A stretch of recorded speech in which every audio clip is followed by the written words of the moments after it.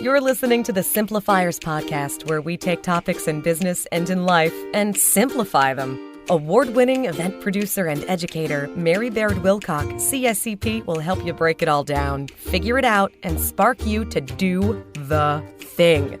It's time to simplify. Here's your host, mentor, and undercover superhero, Mary Baird Wilcock. Hello and welcome back to the Simplifiers podcast. Look at you shine. You found the secret to a better life. When we simplify, we thrive in every single way. And on Fridays, we release a short bonus episode highlighting a super thought of the day. These mini episodes will help you spark new ideas, new ways of thinking, or simply challenge some old beliefs that you might have. And today, I want to simplify how to hit a tight deadline. You know, earlier this week, I spoke with Amber McHugh all about how to stop feeling behind all the time and started to really get a new appreciation for how powerful your mind is when you're going 80 billion miles an hour. So what about when it's crunch time and you've got a tight deadline to hit at work, like sending out a big proposal by 5 p.m., or you've got to submit that awards application in less than 2 hours, or you've got a presentation today that you just cannot mess up. Everything is riding on the line, people are counting on you, and you can't drop the ball now. So what do? Here's what's working for me these days. 1, honor the deadline. You've got to stick to your core values. It's incredibly important to my team and I that we do what we say we're going to do and when we say we're going to do it. That includes hitting deadlines on time. So a non-negotiable for me is the date and time set for the deadline. Whatever it takes, we hit it each and every time. It shows our clients, our partners, and our colleagues our integrity and our work ethic. And if it's a reoccurring deadline that just isn't realistic, we know to speak up immediately to set better expectations for all parties. Which leads me to number 2. Communicate those expectations to all parties. Here's what I'm doing and by when. Here's what you're doing and by when. Here's when we're meeting up again to discuss this. I mean, it's as simple as that, but so many of us flub it up. When one person is in the dark on what is expected of them, resentment builds up and the pillar of trust gets broken down. So here's a tip. Hold regular check-in meetings with your team or your client to ensure that they're getting what they need on time, and ask for ideas on how we could refine our process. You got to nip a problem situation in the bud by communicating early on, often, and you got to write down what you mutually agreed upon as the plan. Don't assume people can read your mind. Step 3, give yourself what you need to do the thing. Hydrate, nourish, and give yourself what you need to get things done and hit this tight deadline. It's amazing how things like a big glass of water, a bowl of raw almonds or raw sugar snap peas, or simply just making space on your desk to clear your mind really can do the trick. Here's a tip. I don't know about you, but in my early 20s, I could totally pull an all-nighter to get a term paper written with an energy drink, a wing, and a prayer. Now that I am in my early 40s, that get up and go energy doesn't seem to be readily available in the morning after I've stayed up super, super late. Sister needs her sleep. So what's working for me now is that when I need to hit a tight deadline is instead to go to bed. I mean, really, go to bed nice and early and then wake up at 5 a.m. before everyone else does in my house while the house is super duper quiet, and get stuff done then. I brew myself a nice cup of coffee, squirrel away in my home office to do the thing, feeling refreshed from a good night's sleep, motivated to get the job done, and I'm ready to go. So try it out the next time you're in a crunch. Step 4, pump up the jams. Another thing that's working for me is making sure I've got my very best music on and playing them in my headphones.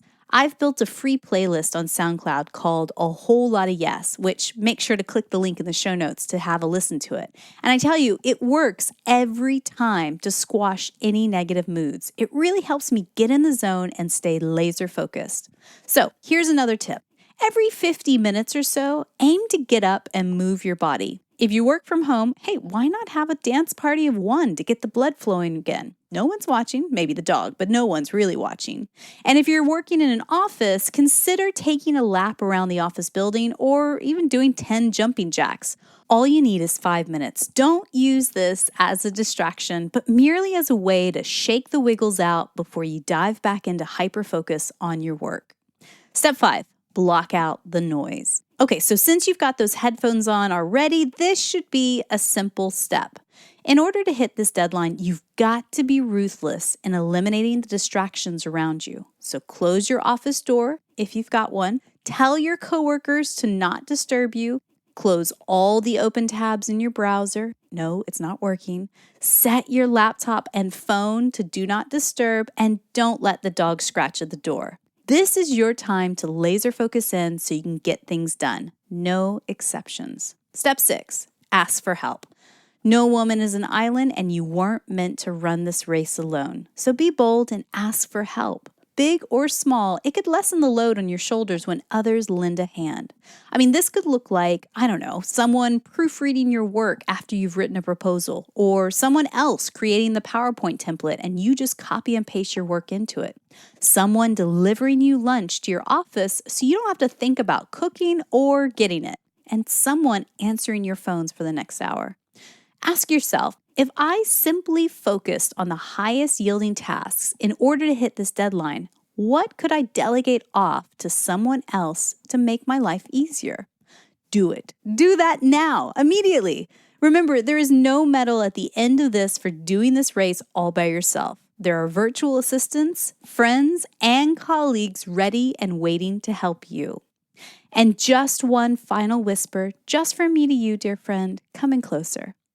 Lately, I've been finding myself contemplating the concept of time altogether. Logically, we know that every minute has 60 seconds and every hour has 60 minutes. But what if time was a malleable thing? Meaning, what if you could flip the script in your mind on how you define time in your favor? Yes, the deadline is looming and the clock is ticking away, but what if you could shift your mindset to believe the following affirmation? I've got this. I am doing my best work right now, and I've got just the right amount of time to do the thing. I want you to say this out loud right now. Don't worry, no one's looking. Repeat it until you feel it in your bones. This is a gift you're giving yourself by reprogramming your brain to truly believe that you're fully supported in this moment and you're doing fine. I've got this. I'm doing my best work right now, and I've got just the right amount of time to do the thing. Time is on your side. Laser focus in on the most important tasks, say no to the rest, and get her done. You can do this. I believe in you. It's time to simplify.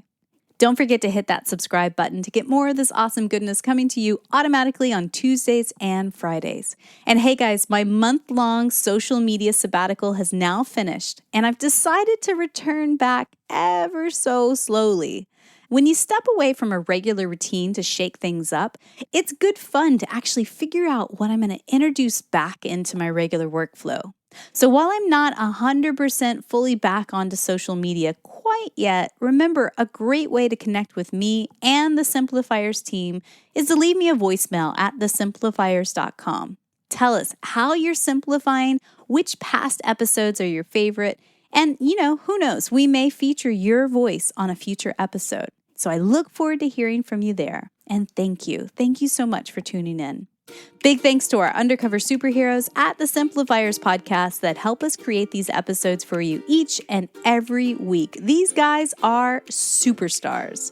Susan Marie, our podcast editor, Jeffrey Lynn, our video editor, Janine Yardley, our show notes editor, Leiden Yardley, he's our director of brilliance, and Manminder Athwal's our blogger. Our advisory board includes Aubrey Nowitzki, Chris Justice, and George Mills. And I'm your host, Mary Baird Wilcock. Thank you so much for listening and telling your peeps about us. As always, friends, keep things simple. Thanks for listening to the Simplifiers podcast.